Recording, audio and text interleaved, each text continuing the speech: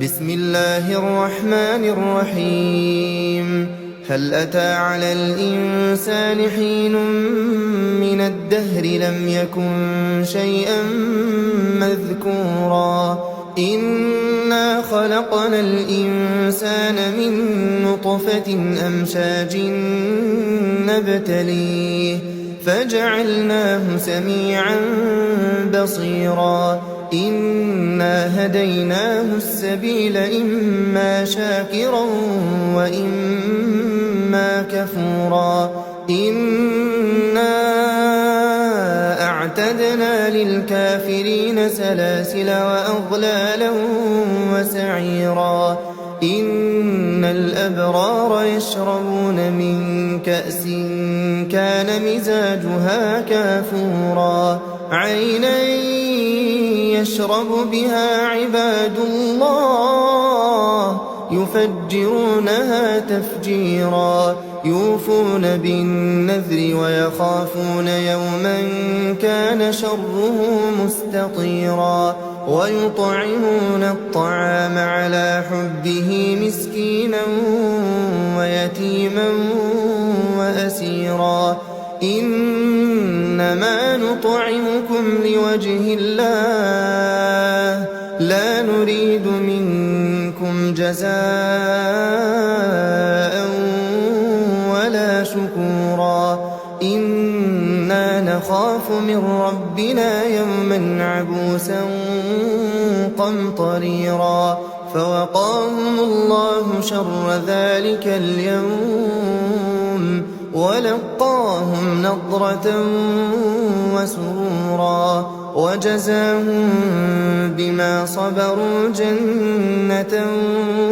وحريرا متكئين فيها على الأرائك لا يرون فيها شمسا ولا زمهريرا ودانية عليهم ظلالها وذللت قطوفها تذليلا ويطاف عليهم بآنية من فضة وأكواب كانت قوارير من فضة قدروها تقديرا ويسقون فيها كأسا كان مزاجها زنجبيلا عينا فيها تسمى سلسبيلا ويطوف عليهم ولدان مخلدون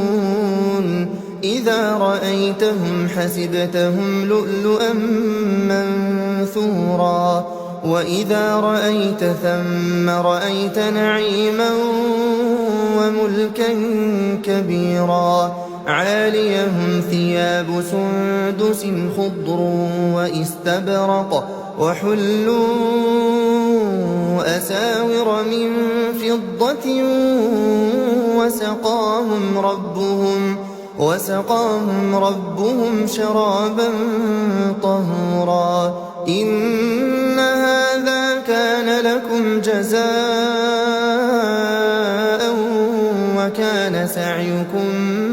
مشكورا إنا نحن نزلنا عليك القرآن تنزيلا فاصبر لحكم ربك ولا تطع منهم آثما أو كفورا واذكر اسم ربك بكرة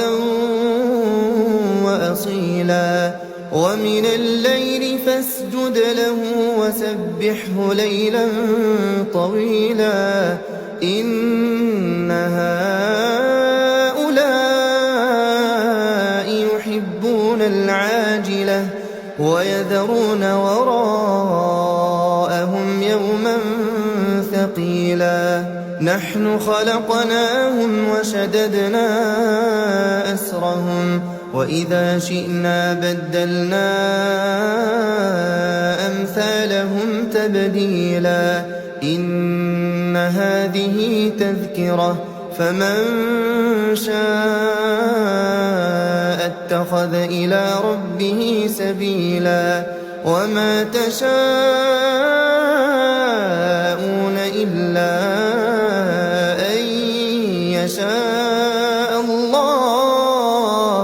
إن الله كان عليما حكيما يدخل من يشاء في رحمته والظالمين أعد لهم عذابا أليما